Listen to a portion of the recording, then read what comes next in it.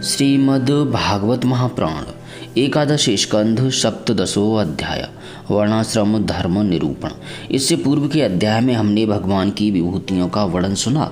अब आगे नारायणं नमस्कृत्य नरं चैव नरोत्तमं देवीं सरस्वतीं व्यासं ततो जयमुदीरयेत्।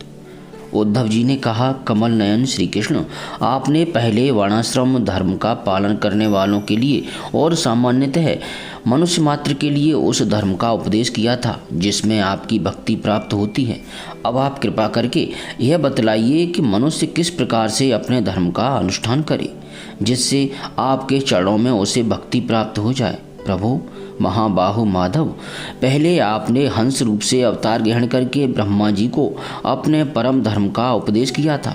रिपुदमन, बहुत समय बीत जाने के कारण वह इस समय मर्त्य लोक में प्राय नहीं सा रह गया है, क्योंकि आपको उसका उपदेश किए बहुत दिन हो गए हैं। अच्युत, पृथ्वी में तथा ब्रह्मा की उस सभा में भी जहाँ संपूर्ण वेद मूर्तमान होकर विराजमान रहते हैं, आपके अतिरिक्त ऐसा कोई भी नहीं है जो आपके इस धर्म का प्रवर्तन अथवा संरक्षण कर सके। इस धर्म के प्रवर्तक, रक्षक और उपदेशक आप ही हैं। आपने पहले जैसे मधु दैत्य को मारकर वेदों की रक्षा की थी, वैसे ही अपने धर्म की भी रक्षा कीजिए। स्वयं प्रकाश परमात्मन, जब आप पृथ्वी तल से अपनी लीला संवर्ण कर लेंगे तब तो इस धर्म का लोप ही हो जाएगा, तो फिर उसे कौन बतावेगा। आप समस्त धर्मों के मर्मज्ञ हैं, इसलिए प्रभु आप उस धर्म का वर्णन कीजिए जो आपकी भक्ति प्राप्त कराने वाला है, और यह भी बतलाइए कि किसके लिए उसका कैसा विधान है। श्री सुखदेव जी कहते हैं, परीक्षित, जब इस प्रकार भक्त शिरोमणि उद्धव जी ने प्रश्न किया तब भगवान श्री कृष्ण ने अत्यंत प्रसन्न होकर प्राणियों के कल्याण के लिए उन्हें सनातन धर्मों का उपदेश दिया। भगवान श्री कृष्ण ने कहा, प्रिय उद्धव, तुम्हारा प्रश्न धर्ममय है, क्योंकि इससे वर्णाश्रम धर्मी मनुष्यों को परम कल्याण स्वरूप मोक्ष की प्राप्ति होती है। अतः मैं तुम्हें उन धर्मों का उपदेश करता हूँ, सावधान होकर सुनो। जिस समय इस कल्प का प्रारंभ हुआ था और पहला सत्ययुग चल रहा था, उस समय सभी मनुष्यों का हंस नामक एक ही वर्ण था। उस युग में सब लोग जन्म से ही कृतकृत्य होते थे, इसीलिए उसका एक नाम कृतयुग भी है। उस समय केवल प्रणव ही वेद था और तपस्या, शौच, दया एवं सत्य रूप 4 चरणों से युक्त मैं ही वृषभ रूपधारी धर्म था। उस समय के निष्पाप एवं परम तपस्वी भक्तजन मुझ हंस स्वरूप शुद्ध परमात्मा की उपासना करते थे। परम भाग्यवान उद्धव, सतयुग के बाद त्रेता युग का आरंभ होने पर मेरे हृदय से श्वास प्रश्वास के द्वारा ऋग्वेद, सामवेद और यजुर्वेद रूप त्रैविद्या प्रकट हुई, और उस त्रैविद्या से होता, आध्वर्यु और उद्गाता के कर्म रूप 3 भेदों वाले यज्ञ के रूप में मैं प्रकट हुआ। विराट पुरुष के मुख से ब्राह्मण, भुजा से क्षत्रिय, जंघा से वैश्य और चरणों से शूद्रों की उत्पत्ति हुई। उनकी पहचान उनके स्वभावानुसार और आचरण से होती है। उद्धव जी, विराट पुरुष भी मैं ही हूँ, इसलिए मेरे ही उरु स्थल से गृहस्थ आश्रम, हृदय से ब्रह्मचर्य आश्रम, वक्ष स्थल से वानप्रस्थ आश्रम और मस्तक से संन्यास आश्रम की उत्पत्ति हुई। इन वर्ण और आश्रमों के पुरुषों के स्वभाव भी इनके जन्म स्थानों के अनुसार उत्तम, मध्यम, अधम हो गए। अर्थात उत्तम स्थानों से उत्पन्न होने वाले वर्ण और आश्रमों के स्वभाव उत्तम और अधम स्थानों से उत्पन्न होने वालों के अधम हो गए। सम, दम, तपस्या, पवित्रता, संतोष, क्षमाशीलता, सीधापन, मेरी भक्ति, दया और सत्य ये ब्राह्मण वर्ण के स्वभाव हैं। तेज, बल, धैर्य, वीरता, सहनशीलता, उदारता, उद्योगशीलता, स्थिरता, ब्राह्मण भक्ति और ऐश्वर्य ये क्षत्रिय वर्ण के स्वभाव हैं। आस्तिकता, दानशीलता, दंभहीनता, ब्राह्मणों की सेवा करना और धन संचय से संतुष्ट न होना ये वैश्य वर्ण के स्वभाव हैं। ब्राह्मण, गौ और देवताओं की निष्कपट भाव से सेवा करना और उसी से जो कुछ मिल जाए उसमें संतुष्ट रहना ये शूद्र वर्ण के स्वभाव हैं।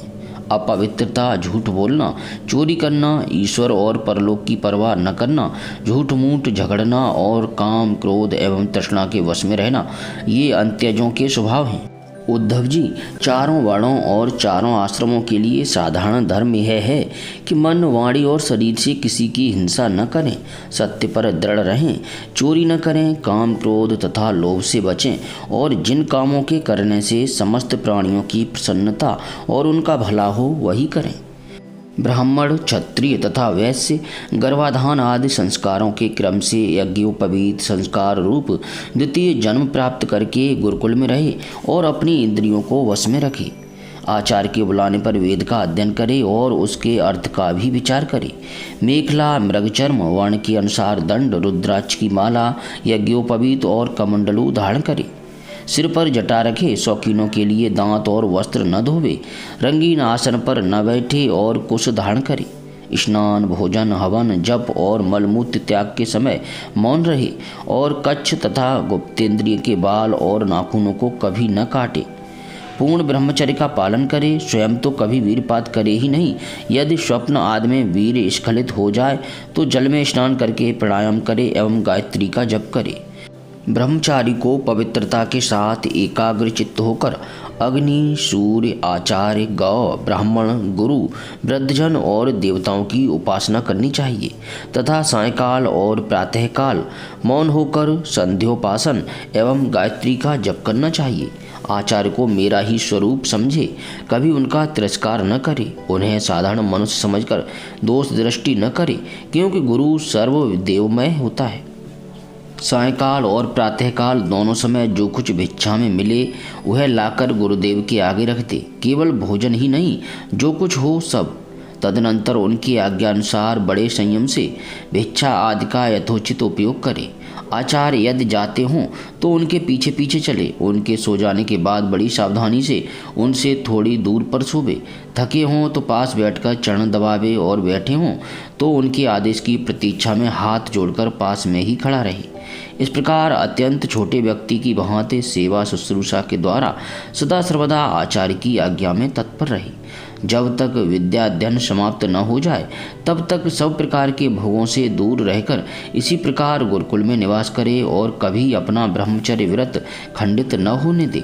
यदि ब्रह्मचारी का विचार हो कि मैं मूर्तिमान वेदों के निवास स्थान ब्रह्मलोक में जाऊं, तो उसे आजीवन नैष्ठिक ब्रह्मचर्य व्रत ग्रहण कर लेना चाहिए और वेदों के स्वाध्याय के लिए अपना सारा जीवन आचार्य की सेवा में ही समर्पित कर देना चाहिए। ऐसा ब्रह्मचारी सचमुच ब्रह्म तेज से संपन्न हो जाता है और उसके सारे पाप नष्ट हो जाते हैं। उसे चाहिए कि अग्नि, गुरु, अपने शरीर और समस्त प्राणियों में मेरी ही उपासना करे और यह भाव रखे कि मेरे तथा सबके हृदय में एक ही परमात्मा विराजमान है। ब्रह्मचारी, वानप्रस्थ और सन्यासियों को चाहिए कि वे स्त्रियों को देखना, स्पर्श करना, उनसे बातचीत करना, हंसी मस्खरी आदि करना दूर से ही त्याग दें। मैथुन करते हुए प्राणियों पर तो दृष्टिपात तक न करे। प्रिय उद्धव, शौच, आचमन, स्नान, संध्योपासन, सरलता, तीर्थ सेवन, जप, समस्त प्राणियों में मुझे ही देखना, मन, वाणी और शरीर का संयम, यह ब्रह्मचारी, गृहस्थ, वानप्रस्थ और सन्यासी सभी के लिए एक सा नियम है। अस्पृश्यों को न छूना, अभक्ष्य वस्तुओं को न खाना और जिनसे बोलना नहीं चाहिए उनसे न बोलना, ये नियम भी सबके लिए है। नैष्ठिक ब्रह्मचारी ब्राह्मण इन नियमों का पालन करने से अग्नि के समान तेजस्वी हो जाता है। तीव्र तपस्या के कारण उसके कर्म संस्कार भस्म हो जाते हैं, अंतःकरण शुद्ध हो जाता है और वह मेरा भक्त होकर मुझे प्राप्त कर लेता है। प्यारे उद्धव, यदि नैष्ठिक ब्रह्मचर्य ग्रहण करने की इच्छा न हो, गृहस्थ आश्रम में प्रवेश करना चाहता हो, तो विधि पूर्वक वेदाध्ययन समाप्त करके आचार्य को दक्षिणा देकर और उनकी अनुमति लेकर समावर्तन संस्कार करावे। स्नातक बनकर ब्रह्मचर्य आश्रम छोड़ दे। ब्रह्मचारी को चाहिए कि ब्रह्मचर्य आश्रम के बाद गृहस्थ अथवा वानप्रस्थ आश्रम में प्रवेश करे। यदि ब्राह्मण हो तो संन्यास भी ले सकता है, अथवा उसे चाहिए कि क्रमशः एक आश्रम से दूसरे आश्रम में प्रवेश करे, किंतु मेरा आज्ञाकारी भक्त बिना आश्रम के रहकर अथवा विपरीत क्रम से आश्रम परिवर्तन कर स्वेच्छाचार में प्रवृत्त न हो। प्रिय उद्धव, यदि ब्रह्मचर्य आश्रम के बाद गृहस्थ आश्रम स्वीकार करना हो तो ब्रह्मचारी को चाहिए कि अपने अनुरूप एवं शास्त्रोक्त लक्षणों से संपन्न कुलीन कन्या से विवाह करे। वह अवस्था में अपने से छोटी और अपने ही वर्ण की होनी चाहिए। यदि कामवश अन्य वर्ण की कन्या से और विवाह करना हो तो क्रमशः अपने से निम्न वर्ण की कन्या से विवाह कर सकता है। यज्ञ, याग आदि अध्ययन और दान करने का अधिकार ब्राह्मण, क्षत्रिय एवं वैश्यों को समान रूप से है, परंतु दान लेने, पढ़ाने और यज्ञ कराने का अधिकार केवल ब्राह्मणों को ही है। ब्राह्मण को चाहिए कि इन तीनों वृत्तियों में प्रतिग्रह अर्थात दान लेने की वृत्ति को तपस्या, तेज और यश का नाश करने वाली समझकर पढ़ाने और यज्ञ कराने के द्वारा ही अपना जीवन निर्वाह करे। और यदि इन दोनों वृत्तियों में भी दोष दृष्टि हो, परावलंबन, दीनता आदि दोष दिखते हों तो अन्न कटने के बाद खेतों में पड़े हुए दाने बीनकर ही अपने जीवन का निर्वाह कर ले। उद्धव, ब्राह्मण का शरीर अत्यंत दुर्लभ है। यह इसलिए नहीं है कि इसके द्वारा तुच्छ विषय भोग ही भोगे जाएं, यह तो जीवन पर्यंत कष्ट भोगने, तपस्या करने और अंत में अनंत आनंद स्वरूप मोक्ष की प्राप्ति करने के लिए है। जो ब्राह्मण घर में रहकर अपने महान धर्म का निष्काम भाव से पालन करता है और खेतों में तथा बाजारों में गिरे पड़े दाने चुनकर संतोषपूर्वक अपने जीवन का निर्वाह करता है, साथ ही अपना शरीर, प्राण, अंतःकरण और आत्मा मुझे समर्पित कर देता है और कहीं भी अत्यंत आसक्ति नहीं करता, वह बिना संन्यास लिए ही परम शांति स्वरूप परम पद प्राप्त कर लेता है। जो लोग विपत्ति में पड़े कष्ट पा रहे मेरे भक्त ब्राह्मण को विपत्तियों से बचा लेते हैं, उन्हें मैं शीघ्र ही समस्त आपत्तियों से उसी प्रकार बचा लेता हूँ जैसे समुद्र में डूबते हुए प्राणी को नौका बचा लेती है।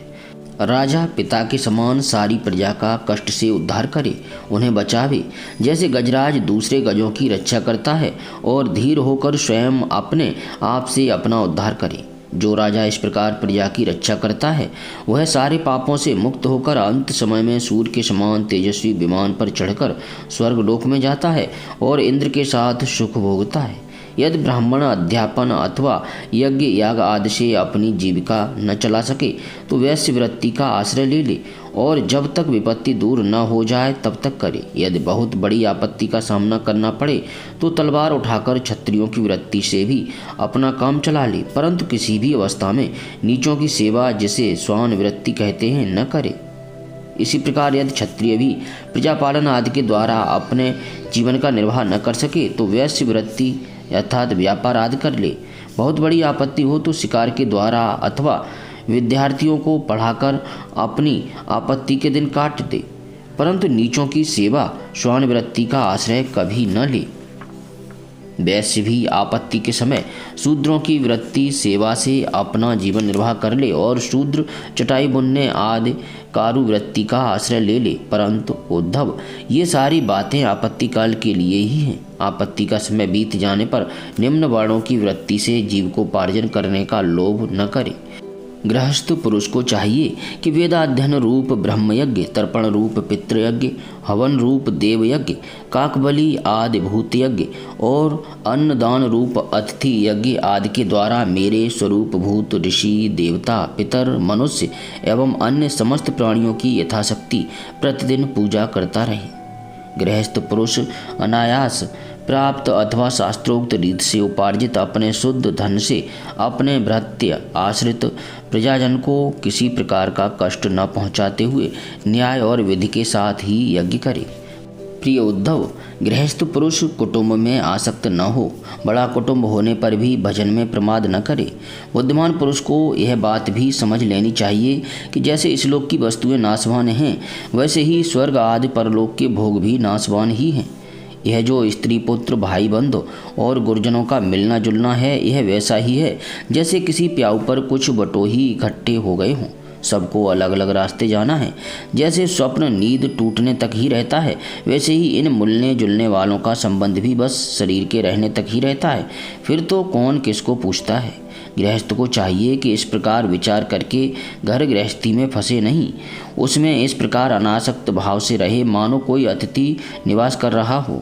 जो शरीर आदि में अहंकार और घर आदि में ममता नहीं करता, उसे घर गृहस्थी के फंदे बांध नहीं सकते। भक्तिमान पुरुष गृहस्थोचित शास्त्रोक्त कर्मों के द्वारा मेरी आराधना करता हुआ घर में ही रहे, अथवा यदि पुत्रवान हो तो वानप्रस्थ आश्रम में चला जाए या संन्यास आश्रम स्वीकार कर ले। प्रिय उद्धव, जो लोग इस प्रकार का गृहस्थी जीवन न बिताकर घर गृहस्थी में ही आसक्त हो जाते हैं, स्त्री पुत्र और धन की कामनाओं में फंसकर हाय हाय करते रहते और मूढ़तावश स्त्री लंपट और कृपण होकर मैं मेरे के फेर में पड़ जाते हैं, वे बंध जाते हैं, सोचते रहते हैं हाय हाय मेरे माँ बाप बूढ़े हो गए, पत्नी के बाल बच्चे अभी छोटे छोटे हैं, मेरे न रहने पर ये दीन अनाथ और दुखी हो जाएंगे, फिर इनका जीवन कैसे रहेगा। इस प्रकार घर गृहस्थी की वासना से जिसका चित्त विक्षिप्त हो रहा है, वह मूढ़ बुद्धि पुरुष विषय भोगों से कभी तृप्त नहीं होता, उन्हीं में उलझकर अपना जीवन खो बैठता है और मरकर घोर तमोमय नरक में जाता है। श्रीमद् भागवत महापुराण एकादश स्कंध सप्तदशो अध्याय समाप्त। जय श्री कृष्ण।